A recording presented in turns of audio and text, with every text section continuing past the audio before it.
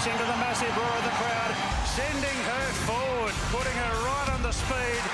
Epic finish to the Everest. What a daring ride. Bella Nipotina wins the Everest. A thriller there at the end. With Tim Gilbert and Julie Snook, this is Racing Dreams, the Everest. Welcome. Well, better. It's been a marathon, Jules. It has been a marathon. Can you believe this is our last episode? It has not been a sprint. We have come to the last episode of Racing Dreams for the spring, and what a spring it has been. It's been enormous, and we've got a fantastic show on the way. Let's take a look. Yeah, we'll take a look back at some of the highlights of spring 2025 and catch up with Everest winning jockey Zac Purton. The Sydney duo of Chris Waller and James McDonald on the verge of yet another racing milestone. It's extraordinary. And we're live to Kembla Grange as we count down to the $1 million, the Gong. Now, today's a historic day for so many reasons, Jules, but there's one major one. Tell me. Well, we're about to talk to him. We're not allowed to make him emotional. That's the rule. It is the last day of spring's record-breaking Sydney Everest Carnival as racing returns to Rosehill Gardens for 5 Diamonds Ladies' Day. That is where we find the outgoing editor, racing editor of the Daily Telegraph, Ray Thomas. But we'll get to that later. We're not allowed to talk about that yet, Ray. Hello, Jules. Hello, Tim. Yeah, final day of the Sydney Spring Carnival. And as you said, guys, it's been a magical couple of months, has it, in Sydney and also in Melbourne, and we've got plenty more to look forward to today as well. Yeah, well, let's start with the 5 Diamonds. Interesting race. We've got the horse that finished second in the big dance backing up. We've got Militarise. What do you think? And we've got the favourite Transatlantic, who's a Group 1 winner, 2 starts back and won the Prelude so easily. He's drawn awkwardly. The 1,800-metre start, as you know, Tim and Jules, here at Rose Hill is an awkward one if you draw wide because of that short run to the first turn. So, look, he's been a dominant favourite. There was a huge bet on Transatlantic yesterday, 79,000 at $2.70. A tab fixed odds punter put on the favourite for the 5 Diamonds. He's obviously the horse to beat, but guys, I'm sort of all chips in with William Haggis and his horse Bullet Point. And look, I can't line up the English form. It's difficult. It's impossible to say how he'll race against the Australian 5-year-olds, but I just keep looking at his trainer, and we know the statistics when it comes to William Haggis and his horses in Australia, particularly in Sydney, and particularly first up. He has won so many of our feature races over the last 5 years since he started targeting Sydney in autumn and spring. So I'm taking William Haggis on trust and leaning towards Bullet Point, who's getting out to a good price now, Tim and Jules. Yeah, Jules, the jockey's going to have to do a good job. Yeah, well, 4 wins from the last 7 starts, though, and you would be a little nervous if you're riding for the Haggis household. We'll check in with Zac Purton a little later in the show about that. Also today, we've got the $1 million Golden Gift. Of course, this will qualify horses for next year's Golden Slipper, and it's very hard to look past a Gai Waterhouse and Adrian trained bot runner, especially one that's been in a Breeders' Plate, especially one that has that race experience, Ray. It's a good formula, isn't it, Jules? They've won the last 2 Golden Gifts, and last year North England came off a third in the Breeders' Plate, 5 weeks between runs, won the Golden Gift here at Rose Hill. It's a very, very similar setup for Revengeance. He had a trial in between his debut run in the Breeders' Plate. He just looks the horse to beat. The barrier draw is perfect for him.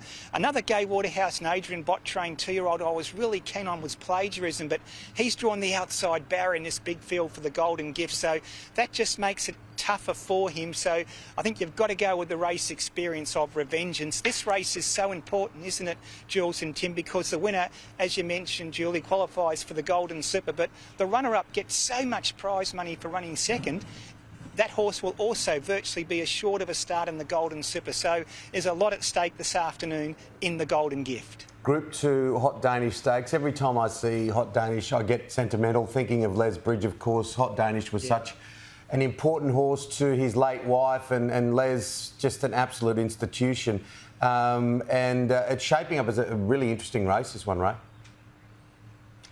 It is, Timmy, and well said, because there hasn't been too many more popular horses than Hot Danish in the modern era. Gee, she was a beauty, wasn't she? A terrific mare. And look, this is an interesting race, and Mirabelle Rose and Miss Roombini, the two Melbourne Raiders, are the dominant favourites. And the way this race sets up, guys, it probably suits them, but I just think Bohemia at the odds is worth a little gamble. Her form is a lot better than it reads on paper. Her run in the Invitation last start was outstanding. She was held up behind horses with very little galloping room for most of the straight.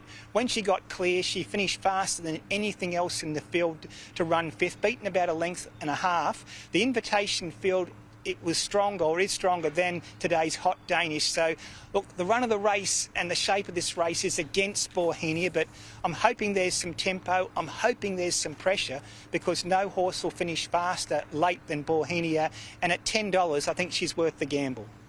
Ray, we'll be chatting throughout the hour about some of the season highlights of Spring 2025, because it has been absolutely remarkable for so many reasons. But I'll ask you first, what has been a standout for you this season? I think as a journalist, Car Ying Rising, the whole theatre around Car Ying Rising in the Everest, the build-up towards it, he didn't trial well, all that social media chatter, he was coming out, David Hayes was perplexed about what was going on. I thought that just made for an extraordinary build-up into the Everest, and then Car Ying Rising came out and showed why he's the best horse in the world. I know you've got Zac Purton on a little later, but I think as a story, you can't beat that. I thought it was extraordinary. But for me, the horse is Autumn Glow, and her winning the Golden Eagle after winning the Epsom earlier this spring, I think just stamped her as racing's next superstar. 8 starts, 8 wins. She's a phenomenon. And amazingly, Tim and Jules, I don't think we've seen the best of Autumn Glow yet, so we've got a lot to look forward to in the autumn of next year and throughout 2026 with this mare. Yeah, and obviously John Massara already thinking about Autumn Glow. Post-racing day is such a valuable and amazing and versatile horse, but as you say, who knows, could get to the Cox Plate in 2026. Look, as published in today's telly, the duo of Waller and J-Mac chasing a 50th milestone moment today. These two are, look, they are the ultimate, aren't they? Unstoppable. They are amazing, guys. Look, unfortunately, their runner in the Champions Mile, like Lucy, has been scratched, so they're left with Jolly Star in the sprint and Via Sistina in the Champion Stakes. They're pretty good, two good mares to rely on, particularly Via Sistina. As we go to Flemington this afternoon, Chris Waller and James McDonald together have won 49 Group 1 races, which is second highest of all time. I think the amazing part about this, guys, is their first major race win was in 2015, just 10 years ago. They've, as you said, Jules, been unstoppable since. Via Sistina is a long odds-on favourite to win the Champions Sprint. I think they'll get their 50th there with Via Sistina. The only other trainer-jockey combination to win more Group 1s was the legendary Tommy Smith and George Moore with 54. Like night following day, Chris Waller and James McDonald will go straight past that record, probably this season, guys. Ray, you're our absolute favourite. We love you, mate. 31 years at the Sunday Telegraph, 36 years at the Daily Telegraph.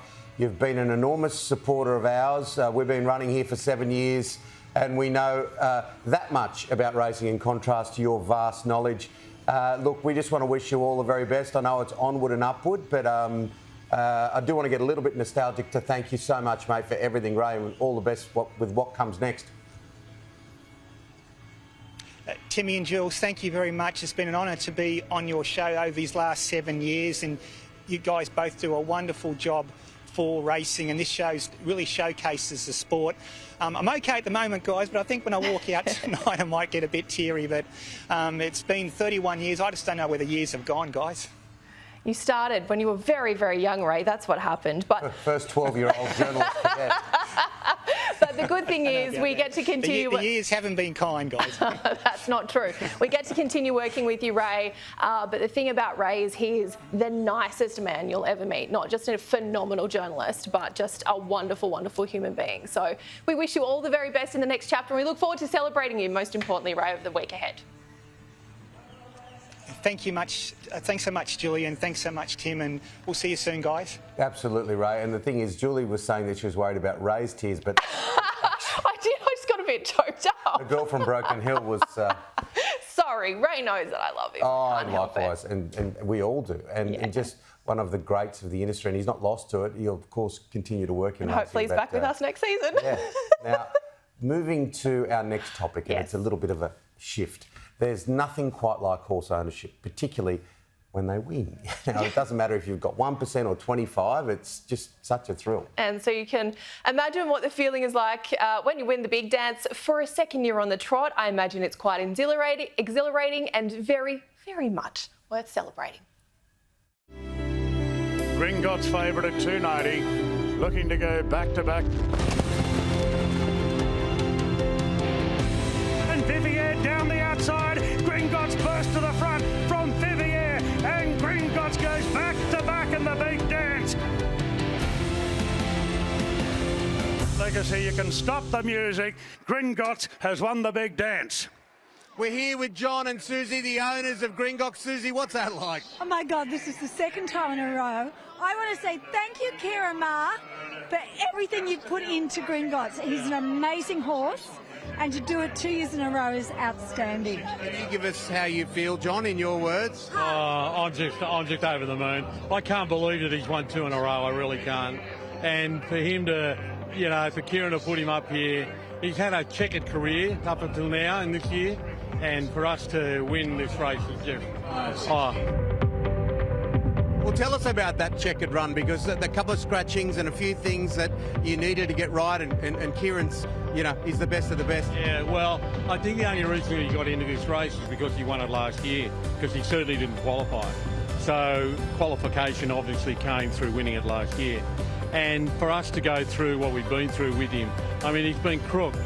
He has been ill. He's had a chest infection. And Scratched from a number of races. Yeah. And now he's finally come back, and it's amazing. It is wonderful. And what about the industry, John? And then I'll ask you, Susie. Oh, the industry is, holding in there. I mean, look, for us, it's a very expensive exercise. But, I mean, we are in it up to here, and we're in it with Kieran as well. The highs are very high, aren't they? No, the industry is about the fashion and the friends and the fun, and we've got it all. You guys look magic today. I love. Is it pink or puce or Couple dressing. Couple dressing is right. Charge. So finally, just looking at the Everest Carnival, can you believe what the Everest has become? And look, this has become a great day as well. You want to go first? The Everest, I've already booked my table for next year. To stand out there on the balcony and see and feel those horses thundering home, Sydney racing is at its ultimate best. It's just such fun. Beautifully said. What about you, John? I couldn't agree more. It is a lot of fun, and the racing here is fantastic. I mean, Sydney is the place to be. We could have been down in Melbourne today. Sunnier in Sydney. Yeah, much better in Sydney than it is there. No, they just do a great job. Thank you to everyone. You're doing all the right things. We're sponsored by Racing New South Wales, so thank you and congratulations. Love you. We Love you.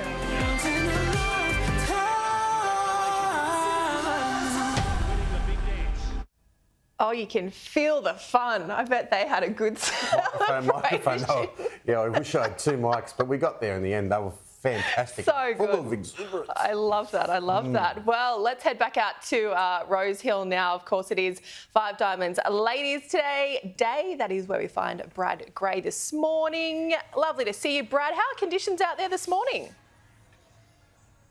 Yeah, good morning, guys. They're really good, actually. Quite mild. There's a few flies around, but apart from that, we're looking at a good day's racing. A bit of rain forecast for maybe 3-4 hours' time, so just keep an eye on that. I don't think there's much in it, but as we often see, we don't like rain on race day. But other than that, I think there's a few bets to be had and hopefully a few winners to be found.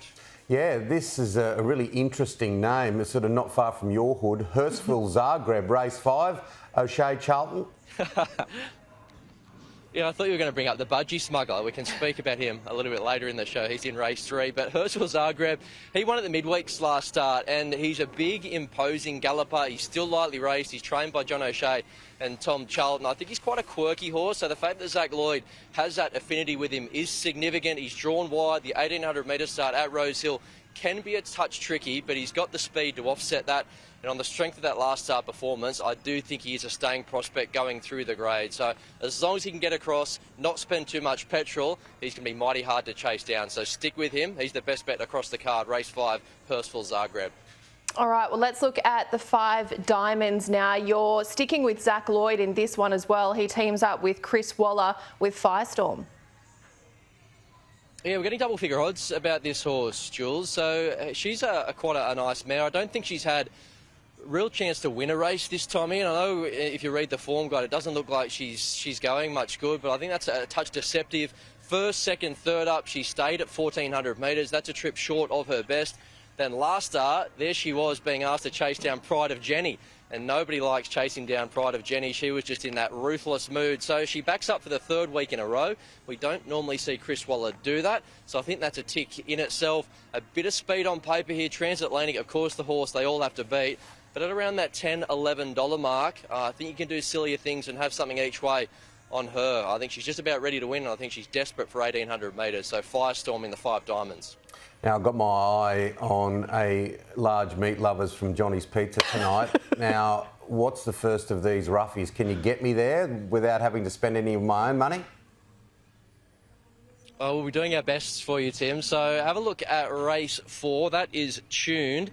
Now, Tuned is trained by Annabelle and Rob Archibald. So he returns a gelding. I like the way that he's trialled up, and I did note that Rob gave this horse a bit of a push on the radio this morning. So that's music to my ears. I just think he's in for a nice campaign. You go back through his form, and he's always had talent. He's just lacked a little bit of application. So if we see the best of Tuned, I think he can run a race for us. And in race 7, that's the Hot Danish, Bauhinia. I've actually got Mirabelle Rose on top, but I think she's getting quite short now. Bauhinia racing as well as ever. She was so good in the invitation last time out. I like the depth of her form lines. And if she gets the start right and can take up a close position in a race where there doesn't look to be a lot of speed, I think she'll run a lot better than her current price suggests. So your roughies there, race 4 Tuned and race 7 Bauhinia in the Hot Danish. Yeah, there's been a few with Bauhinia as we watch her replay.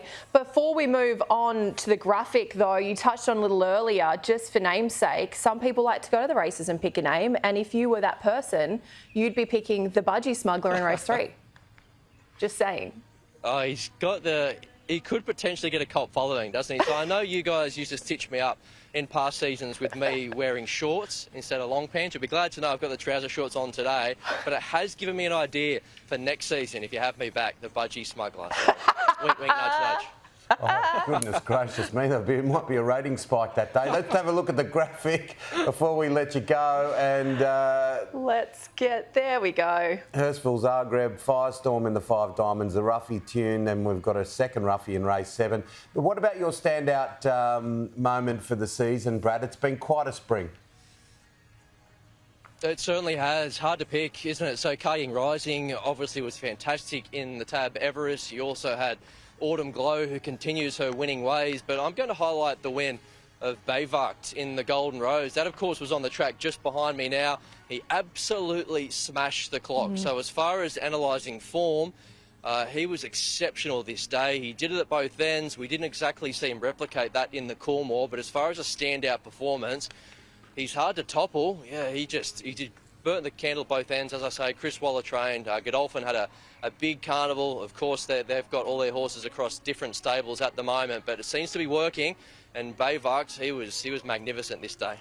Yeah, we've been very fortunate to witness some incredible moments on the track this spring. It's been quite phenomenal, actually. And you've been part of that, Brad Gray. Thank you so much for joining us on Racing Dreams again.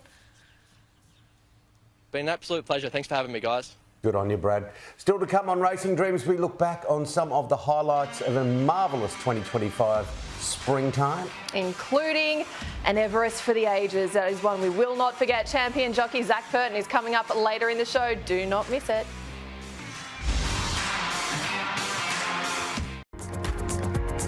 Racing Dreams, the Everest, is brought to you by Racing New South Wales.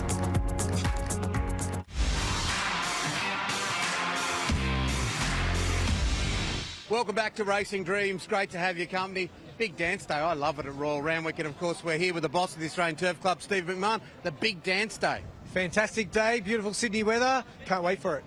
What about this carnival? Obviously the pinnacle was the Everest, looking over there at base camp. I don't know if I could remember an atmosphere, apart from when Winx raced in her final race in the Queen Elizabeth, quite like it.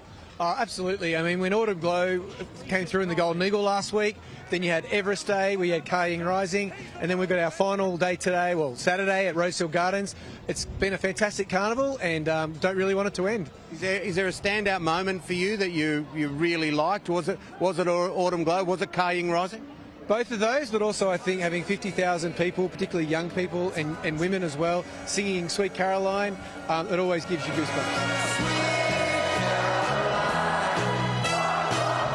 We're starting to see, and we can see it today, that real younger demographic with us, and that's what we need, don't we, in this game? Well, it's the future of racing. I mean, you know, there are hardened punters and there are people who love the game now, but we need the future of racing and those young people, and credit to ATC and also to Racing New South Wales for developing that younger crowd.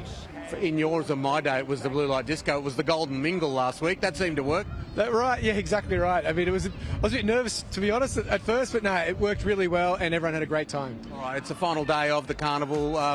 5 diamonds at Rosehill Gardens. Yeah, and looking forward to finishing with a bang. It's been such a great carnival, and we finished with a big couple of races and a couple of group races at Rosehill Gardens on Saturday.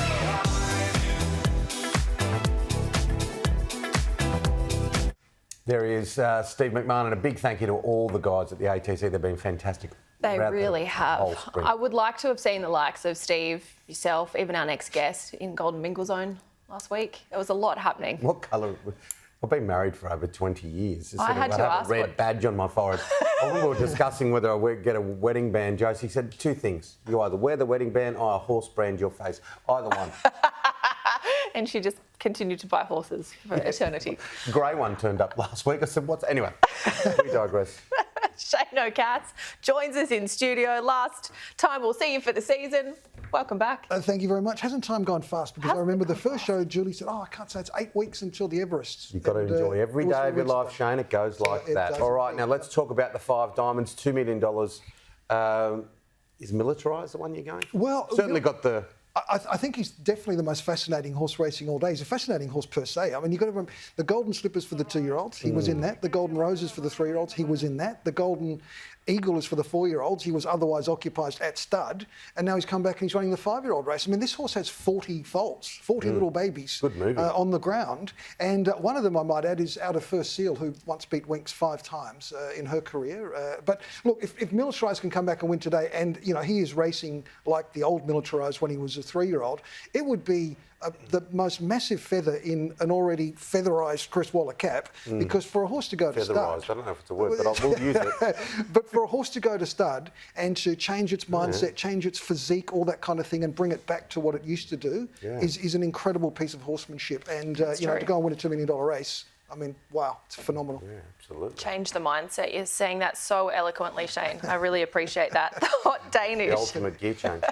Yes, that's right. The Hot Danish today, if anyone deserves to get a good result today, it's the Curtises. Well, that's right. Look, I'm the third person to mention why this thing's going to start $1.50. But look, I think everybody likes the horse on form. Obviously, Ray and Brad did the form on the horse. But just from a sentimental point of view, I mean, Lee and Cherie Curtis have had absolutely no luck throughout this carnival, primarily through this horse, who, you know, we see get held up continuously. It's just got that sort of pattern. And when the breaks come, it's fast, but it's often been just behind them. I mean, this has been the story of this horse's life. So hopefully it can get the reward today, because it's an important race, not just in terms of the money, but it's a Group 2, and you know, her value will skyrocket if she can win this race. Absolutely. What about the Golden Gift?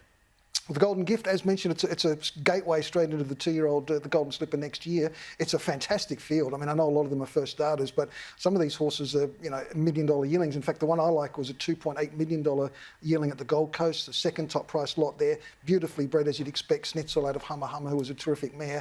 She's part owned by Widden. I suspect that they'll already have a box ready for the horse if he happens to win a Golden Slipper. And look, he trialled like a $2 million sort of horse. He was absolutely superb. He's got a beautiful action. Seemed just about to run away from the early leader here. So, you know, if he can bring that sort of race sense and to really the track held today. Together. Oh, my word. You know, he's in a top stable. He's got a good draw. Look, I definitely think he's the horse to beat. And 2.8 might be cheap. 2.8 might be cheap. And of course, you're talking about the next episode. Next episode. Is the name there. Big day of racing, of course, at Rose Hill. But as we've touched on throughout the show already, it's just been a phenomenal spring. I think it's really up there with one of my favourites to date. Well, I thought prior to the Everest that this was the best Everest that we were going to see just because of Kaying Rising. I mean, he added the whole dimension, the whole new dimension that we were looking for, the overseas horse, the best sprinter in the world. And, the best thing was he delivered. And as Ray mentioned in the lead-up, we all went from he's over the line to, hang on, what's wrong with him? All the Twitter chat and people saying that the trial was terrible and this and this. But then we see him come out on the day and he absolutely blew them away. I mean, and he wasn't right on the day. The minute Zac Purton said he wasn't 100%, but he didn't have to be, and he beat them. And, I think those and he did a great job, Zac, didn't he? And look, that's what sort of left a bad taste in my mouth with the comments from Mrs. Haggis about Zac, because he'd won on a really difficult ride earlier in the day, and he was outstanding in the Everest. Oh, absolutely. He just put the horse in the perfect spot that it needed to be. I mean, he didn't exactly draw, well. He drew out in 7. He just coasted across. He's basically stalking those 2 leaders the whole way, and then he pushes the button and the race is over. Those people who are at the races that day, they'll talk about that for a long time. They saw the best horse in the world, potentially, and he's coming back next year, which is, we'll talk about that now. Training performance of the year. Big call, but who have you gone with? Look, there were a lot of them, but I thought Joe Pride had a great carnival. And the one horse in particular that I personally enjoyed winning was Chaya Wolf, because, he's a horse that was looking like he was going to be, superimposed. In the King Charles. In the King Charles. He hadn't won, basically, or he won one race. He fell in since last year's King Charles. And there were a lot of people that just sort of jumped off the Chaya Wolf bandwagon and were starting to say he's overrated and what have you. And you've got to remember, the jockey, Chad Schofield, he copped a little bit of pressure here and there. He did ride one bad ride, a lot of pressure on this ride. And then he came out and he pulled out probably the best ride that he's put in on this horse. And so there was a certain redemption, and I imagine Joe Pride was more than satisfied with the $5 million paycheck, but also as a personal sort of training performance, because, he was a horse that was copping a lot in the press and nobody wanted to go near. And now he's in the Champions Mile today. Yeah, and he was moving away from them at the end, wasn't he? Now, Private Harry has been a curious little case study. It has. This was the horse that when we started, the series last year, he was the second favourite for the Everest and probably the most likely horse to challenge Kaying Rising, because he was so fast and so good, and he was unbeaten, in fact, at that time. And, then he came out and he was a bit ordinary in the 2 starts, and the camp started to wonder what's happening and all this. Yulong got cold feet, and now the upshot of it all is that he didn't run in the Everest, obviously, and he's been transferred to Chris Waller, which is Yulong's prerogative. I mean, they paid, I think, $15 million for the horse, half of him, so they can do whatever they like. But it is sad for Nathan Doyle to lose a horse like that. I mean, he basically did nothing wrong with Private Harry. The horse didn't shape up when he needed to. So, what happens in the autumn is going to mean a lot to Private Harry and to Yulong, because if he wins another Group 1, they probably got their money back. If he comes back and he doesn't do anything, they've lost. So there was a couple of dumpings there. He dumped the jockey, then he got. I know. It has been quite a sad story for Private Harry, but hey, it's not over. He'll be back in the autumn. We'll see him back in the autumn. We'll see you back in the autumn. I hope so. Thanks. Yes, so do we. Jono Cass, ladies and gentlemen, unbelievable. If there was a Logie for Racing Dreams, he'd win it. Stay with us. Coming up next on Racing Dreams, we are live to Hong Kong, where Zac Purton is waiting to join us. He's just finished some track work with Kaying Rising. We'll chat to him soon. Welcome back to Racing Dreams. It is great to have your company. Our final show, the highest rated sprinter on the planet, Kaying Rising, is back in Honkers, gearing up for his next assignment after taking out this year's $20 million Everest in emphatic style. We are very excited to say jockey Zac Purton joins us live from Hong Kong this morning. Good morning to you, Zac. Good morning. It's good to be back. Now, you've just been out on the track, and Kaying Rising in work, of course, got a big next up assignment. Yeah, so he's going to run on the 23rd of this month in a Group 2, which is, the normal program here in Hong Kong in the lead up to the international races in December. He came out of quarantine on Tuesday, back into the stables. I jumped on him yesterday to get a small feel of him, and I'm going to gallop him as soon as I get off here. Well, you tell him just to wait his turn, because we've been desperately looking forward to chatting to you. How's it been, Zac, over the last few weeks, obviously coming off the back of that Everest? You've probably had time to sort of breathe a little bit now since it all took place. Yeah, no, it's been fantastic. The reception we've received here in Hong Kong, not just from the racing public, but everyone around town, has been phenomenal. Everyone's well aware of what he's been able to do. They're very proud of him, and obviously now we'll be looking to go back to back. You've done so much in your career, Zac. It all started up in northern New South Wales. No silver spoons for you. You've worked hard through your apprenticeship and then did some great things here, travelled from coast to coast here in Australia, then gone up to be the winningest jockey in Hong Kong. Where does the whole kayak rising experience sit for you in and around that whole idea of pressure? Because you had an enormous amount of pressure on you. The trial probably didn't go quite to plan. Tell me. Yeah, obviously there was a lot of pressure involved with it. Fortunately for me here in Hong Kong, I get to ride under pressure, every 2 or 3 races, riding probably the odds-on pop. And with that, comes a lot of scrutiny itself. So it set me up very well and held me in good stead to be able to ride this horse. And as I said, post-race, I carried the weight of a nation and the expectation of the market. But fundamentally, I've got to put all that out of my mind, and my job is just to try and give him every chance to win the race. And if he's good enough, he'll do that. And that's exactly what he did. When did you know on the day that he was the Ka Ying you knew? When did you know he'd turned up? Because he paraded so differently at that trial to what he did come race day. Yeah, the trial sort of threw us a little bit. He had a lot of nervous energy and he didn't do any work, obviously, before he went to Randwick for that trial either. Whereas on race day, he goes out in the mornings and he has a nice little canter around just to loosen him up and settle his nerves. And when he got there on race day, horses are herd animals. I think when he was there for the barrier trial and he couldn't see any other horses, he started to wonder what was going on a little bit. But when he turned up on race day and he could see a lot of other bodies there, it was like he just felt a lot more comfortable. And then I was getting the reports to say he'd travelled well, he'd settled in well, he was more relaxed. And, that gave me a little bit of confidence as well. But it wasn't until I could see him in the parade ring and was able to get on him that I felt he was just a completely different horse. And he was a horse that I was going to need to help him perform as well as he could. The track on the day rode very well. It was drying out. It was a little bit windy. Everything that we needed to fall into place did fall into place. And then, like I said, it was just up to him to show us whether he was good enough, and he certainly was. You'd expect him to be back next year for the Everest? Yeah, of course. The owner's very keen to go back. So, as are we, yeah. What about the atmosphere on the day? I can see your arms are under a lot of pressure here this morning too as you hold the phone, so good on you. But in terms of the race day atmosphere, I truly don't believe I've seen an Everest like it. Yeah, it was fantastic. I was lucky enough to ride an Everest a couple of years back, but obviously this year was a completely different experience with the horse I was on and the focus that he was getting. But the crowd was incredible. It was great to see a lot of young people out there as well. They were up and about. They were making a lot of noise pre and post race, which was really good to see. I really enjoyed it. The weather was great. It played its part as well, and the racing was fantastic. So all in all, very good day. Glad I was able to be a part of it, and it'll be a day that I'll reflect upon very fondly for the rest of my life. Absolutely, because it was such a special day and a special moment, and that must have made the comments of Maureen Haggis even more annoying. Yeah.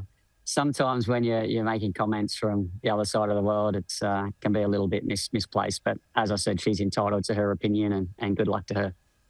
I hope you've made up with the Haggis family, though. I hope all is well in the Haggis household.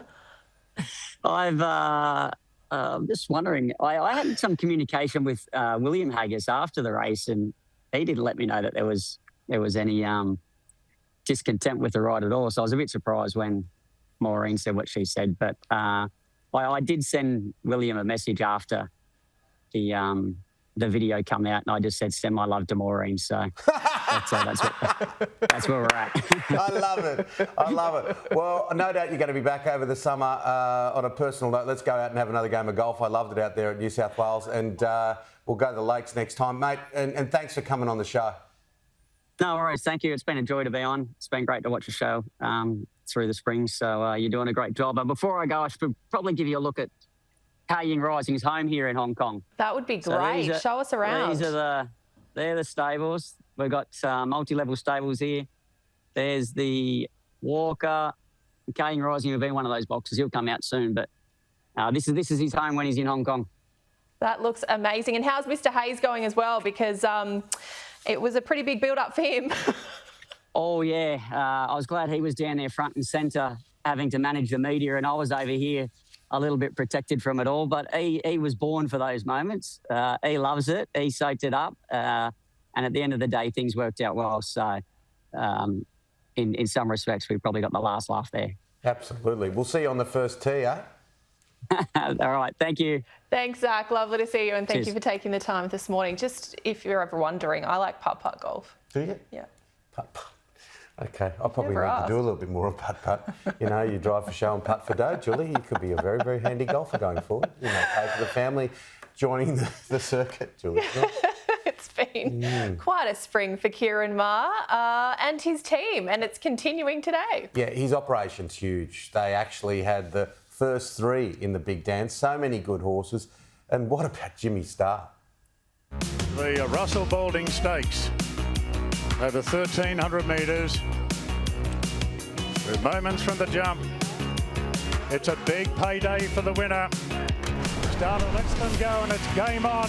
Marzu leads at the 250. Here comes Jimmy. Jimmy Starr moved up, took the lead away from Marzu. Then Lady Shenandoah and Coal Crusher. And Jimmy's clearing the Russell Balding. It's a big win for Jimmy Starr. Wins it by 3 lengths. He loves winning. Horse been going great. All prep, obviously, his run in Everest was huge. Everything worked out well on Saturday, and it was just too good for them. So it was, it deserved it, and it was rewarding. Back for the Everest next year, you think? Yeah, definitely, and hopefully the year after that too. And the big field of 20 are about to be released in the big dance. 3 million in prize money. Stand by. And the starter said go. Gringotts burst to the front from Vivier, and Gringotts goes back to back in the big dance. Same Quinella as last year. Vivier had to settle for second 12 months ago. It is a carbon copy of 2024. Gringotts beating Vivier, and just to show off, Kieran Maher has trained the trifecta. It's been a checkered run for Gringotts. Had to scratch him a couple of times. Nothing serious, just bad bloods. Like we do all our runners, take bloods before they run, make sure they're 100% healthy. And there wasn't much to it, but just enough to look after him, scratch him a couple of times. And yeah, obviously he's arrived here as a fresh horse. He was speaking, and yeah, he did the job, which was great. Obviously, he had a big weight. It's never easy to do, but he was a class horse in the race. Nash rode him very well, and yeah, he was dominant late. That was a lot of weight to carry, big field, to do it 2 years in a row. It's a good effort. It's just, all credit to the horse. He loves winning. He can carry the weight. He's carried a lot of weight in a lot of his races. To keep doing it like that, it's not easy. So, good effort. But good effort from a team too. Running first three in a race like that for such good prize money. It's great. Yeah, to get the trifecta, that was going to be my next question. You guys do run a lot of horses, but it's not easy to have them finish at the end of a race up near the front. No, especially when you're running for $3 million like that. It doesn't get much better than that. So hopefully the rest of the day is just as good. And great to see such an excitable group of owners. They love it, don't they? Just jumping around, even if the 2.5% of a horse. It's a lot of fun. Days like today, obviously, it's Cup Day in Melbourne. It's a great day here in Sydney, and that race obviously is very exciting. So it's a lot of fun for everyone, and it's good to see them enjoy it. The field is set. Third of the Group 1s. They're ready. Goes close back, and they're racing an Idle Flyer and a Bounding beat them out like a Lucy, not too far off those. And there's Pride of Jenny as she does. Takes about 100 metres to get into her work, but off she goes. Pride of Jenny, 200 metres to go. She's getting a little bit weary, but she's still 6 or 7 lengths in front of like a Lucy. Pride of Jenny, stand up and cheer. This is going to be a famous win. A multiple winner of the Empire Rose. Pride of Jenny, you are a beauty. She's so tough. That win on Saturday was unbelievable.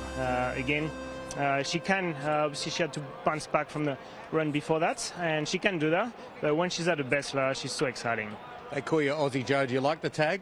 Don't mind it. I got used to it. it's good. Obviously, I've been here for a few years now. It's a great country. Love the racing here. So yeah, I like it. Finally, what about Sydney racing and what it's become? Because springtime, Epsom Day, they almost drew the curtains. Now it runs well into November. Oh, 100%. It keeps going, and then obviously great day like today. It's good prize money, a lot of people, big crowds, and then after that, you keep going. You got races like the Gong at Kembla. You got a Newcastle meeting. So yeah, Epsom Day is not the end of the spring, so they're doing a great job.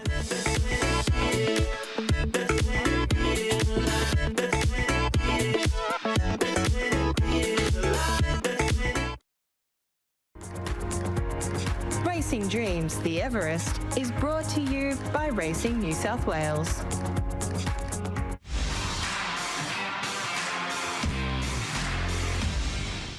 Welcome back to Racing Dreams. The Spring Carnival will move. We head north and then we head south to Kembla Grange Racecourse in the coming weeks for the Gong, worth $1 million. Illawarra Turf Club CEO Stephen Keane joins us now. Good morning, Steve. How are you, Jill? How are you, Steve? That good audio. How are you, mate? Yeah, good, buddy. That audio hopefully was just my ear and it's still okay. But this race has now been around, it's hard to believe, since 2019. What's it done for the region? Yeah, look, it's a race that the community's really got behind, and some really quality horses have come out, and you see that in the big dance with Gringotts coming out and taking out the big dance just recently off winning the Gong. So it's now that it's got the Group 3 status, it continues to rise, and you'll see better horses being attracted.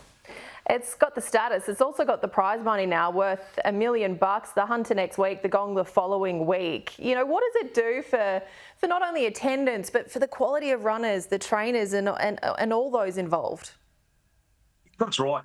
For somewhere like the Illawarra, that sort of prize money brings all the quality jockeys, the trainers, the horses, and the community really gets behind the race.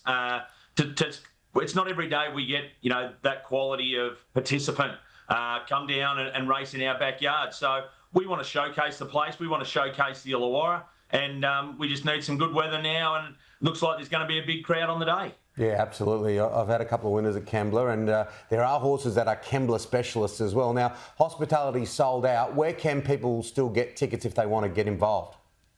Yeah, look, you can go to Mostings or go to the ITC website. But yeah, as you said, most of the hospitality's been sold out, but there's still general admission. You can save a few dollars by pre-purchasing your ticket, and we've also got a little precinct called Little Gong. You can get your tickets down there, and there's a couple of drinks included. There's DJ entertainment, big screen, and there's entertainment throughout the whole track on the day, so it's going to be really exciting. That's what adds to these race days as well, and I know you've just got such an extraordinary team behind you there. We've got these brilliant runners on the track, but off the track as well. You're talking fashion, DJ, food trucks, of course, my favourite, the cocktail bars, the glam stand. It's all there. It's really about the experience now as well. 100%. And what we pride ourselves on at Kembla Grange is we'll provide something for everyone. So whether you're 18 or whether you're 75, as you said, there'll be fashions, cocktail bars, there'll be live entertainment throughout the day, no matter where you go. So in a number of places. So we're racing and especially Racing New South Wales are really doing a fantastic job in getting that younger generation in, and the younger generation want more than just racing. So we're trying to follow the lead that Racing New South Wales have set and create that, and we're seeing that through large crowds. From Carnival to Fig Tree, you're capturing the imagination of your area. Now, who's been left in charge, now this is a big one, of striking the gong before the race this year?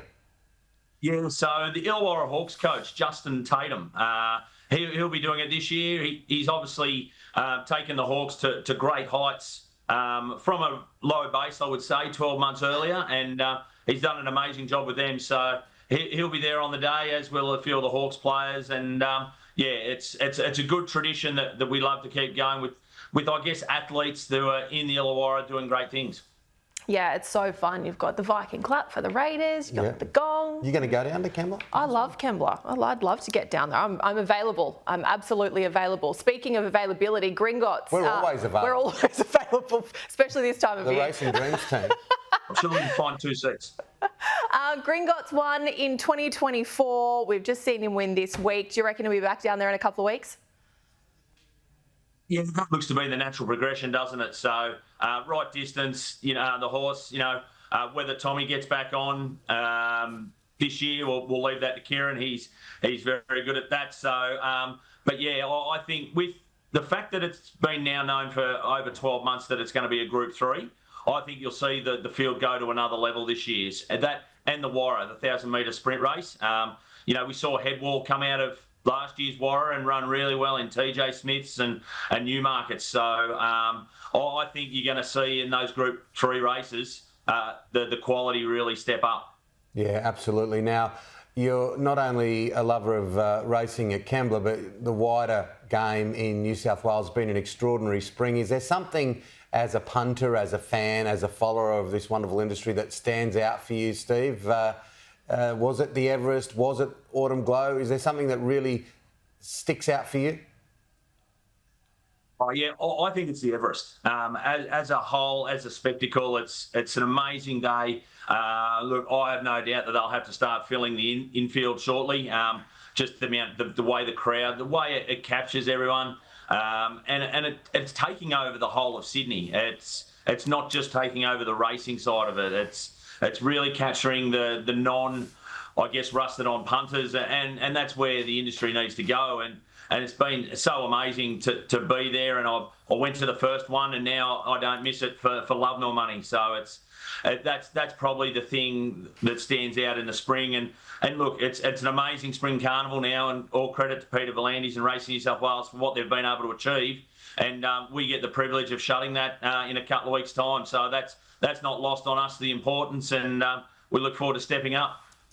Thank you, Steve. Thank you so much for your time this morning. Wishing you and the team the best down there in a couple of weeks' time. And of course, thank you to our great sponsors at Racing New South Wales for their support this season, and our regulars on the show as well. Yeah, absolutely. Thanks to all the regulars. It's hard to believe that the curtain has fallen on Racing Dreams, but there you go. Have a wonderful day. See you soon. See you.